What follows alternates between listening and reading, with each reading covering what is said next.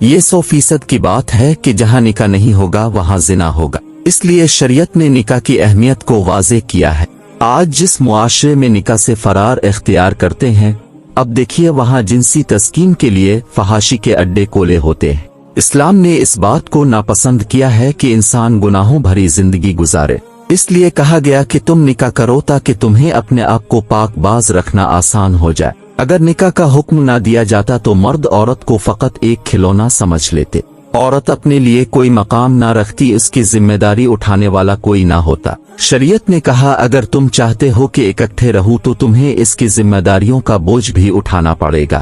شریعت نے نکاح کی تشہیر کرنے کا حکم دیا ہے۔ سنت یہ ہے کہ جمعہ کا دن ہو، جمعہ کے مجمع میں نکاح کرے یا کوئی اور بڑا مجمع ہو، اس وقت نکاح کرے۔ دوستوں اور رشتہ داروں کو بلائیں تاکہ سب کے علم میں آ جائے کہ آج کے بعد یہ لڑکا اور لڑکی اپنے نئے گھر کی بنیاد رکھ رہے ہیں۔ جب انسان شادی شدہ بن جاتا ہے تو اللہ تعالیٰ اس کی عبادت کا اجر بڑھا دیتے ہیں۔ چنانچہ علماء نے لکھا ہے کہ جب انسان نکاح کر لیتا ہے اور ازدواجی زندگی گزارتا ہے تو اس کو ایک نماز ادا کرنے پر اللہ تعالیٰ 21 نمازوں کا ثواب عطا فرما دیتے، اس لیے کہ یہ انسان حقوق اللہ تو پہلے بھی ادا کر رہا تھا، اب حقوق العباد کو نبھاتے ہوئے حقوق اللہ پورے کرے گا تو اللہ تعالیٰ اس کی عبادت کا ثواب بڑھا دیں گے۔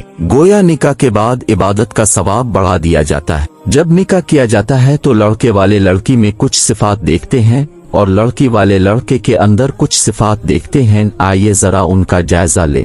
حدیث پاک کا مفہوم ہے کہ عورت سے 4 وجوہات سے نکاح کیا جاتا ہے۔ اول مال کی وجہ سے نکاح کیا جاتا ہے کہ کوئی مالدار گھرانہ ہو تو لوگ نکاح کا پیغام بھیجتے ہیں کہ چلو کاروبار ہی کروا دیں گے، جہیز میں کوئی گھر لے کر دیں گے وغیرہ وغیرہ۔ دوسری وجہ فرمائی کہ اس کے حسب و نسب کی وجہ سے نکاح کرتے ہیں، یعنی اونچے خاندان کی وجہ سے نکاح کرتے ہیں۔ تیسری وجہ فرمائی کہ اس کی خوبصورتی کی وجہ سے۔ چوتھی وجہ فرمائی نیکی اور دینداری کی وجہ سے نکاح کیا جاتا ہے، تو فرمایا کہ میں تمہیں اس بات کی نصیحت کرتا ہوں کہ تم اپنے لیے دین کی بنیاد پر رشتوں کی تلاش کرو۔ جب بنیاد ہی کمزور ہوگی تو زندگی کیسے نبھے گی؟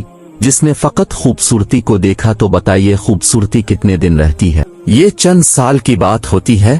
جوانی ہمیشہ تو نہیں رہتی، جس کی بنیاد ہی کمزور ہوگی اس پر بننے والا گھر بھی کمزور ہوگا۔ نیکی اور شرافت ایسی چیز ہے جو وقت کے ساتھ ساتھ بڑھتی چلی جاتی ہے، تو اس بنیاد پر جو گھر بنے گا وہ ہمیشہ مضبوط سے مضبوط تر ہوتا چلا جائے گا۔ تو نیکی اور دینداری کی بنیاد پر بیویوں کو تلاش کرو، اس لیے کہ خوبصورت عورت کا خاوند جب اسے دیکھتا ہے تو اس کی آنکھیں خوش ہوتی ہیں، اور نیک سیرت عورت کا خاوند جب بھی اسے دیکھتا ہے تو اس کا دل خوش ہوا کرتا ہے۔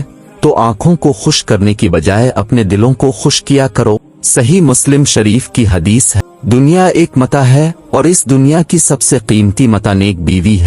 گویا اللہ تعالیٰ جسے نیک بیوی عطا کرے وہ سمجھے کہ مجھے دنیا کی بہت بڑی نعمت مل گئی۔ اعمال کا دار و مدار نیت پر ہے۔ جب نیت میں مال ہوگا تو اب دیکھیں گے جھگڑے کھڑے ہوں گے، نیت میں فقط حسن ہوگا اب دیکھیں گے جھگڑے کھڑے ہوں گے، صرف حسب و نسب کی وجہ سے نکاح ہوگا جھگڑے کھڑے ہوں گے۔ تو شریعت نے اس بات کی تعلیم دی کہ نکاح کا مقصد یہ ہو کہ میں پاک بازی کی زندگی گزار سکوں۔ جب مقصد یہ ہوگا تو اس مقصد کی وجہ سے گھر آباد ہو جائیں گے۔ ابن ماجہ کی روایت ہے، اللہ تعالیٰ کے تقوی کے بعد انسان جس چیز سے سب سے زیادہ فائدہ اٹھاتا ہے وہ کوئی چیز نہیں مگر نیک بیوی کے اگر اسے کسی بات کا حکم دیا جائے تو اس کی اطاعت کرے۔ جب اس کی طرف آنکھ اٹھا کر دیکھا جائے تو اس سے دل خوش ہونا چاہیے، اور اگر کوئی ایسی صورت ہو کہ خاوند اس کے لیے قسم اٹھائے کہ بیوی اس کو پورا کرے گی تو اس کو پورا کر دے، اور اگر وہ بیوی سے کچھ وقت کے لیے دور چلا جائے تو بیوی اس کے مال اور اپنی عزت و آبرو کے معاملے میں خیانت نہ کرے۔ یہ نیک بیوی کی صفات بتائی گئی۔ ایک مرتبہ نبی پاک صلی اللہ علیہ وسلم کی محفل میں بات چلی کہ دنیا کی عورتوں میں سے بہترین عورت کون سی ہے؟ کسی نے کوئی صفت بتائی اور کسی نے کوئی صفت بتائی، خیر بات چیت ہوتی رہی۔ حضرت علی رضی اللہ عنہ کسی کام سے گھر تشریف لے گئے۔ سیدہ فاطمہ الزہرا کو بتایا کہ محفل میں یہ تذکرہ ہو رہا ہے کہ دنیا کی بہترین عورت کون سی ہے، ابھی کوئی فیصلہ نہیں ہوا۔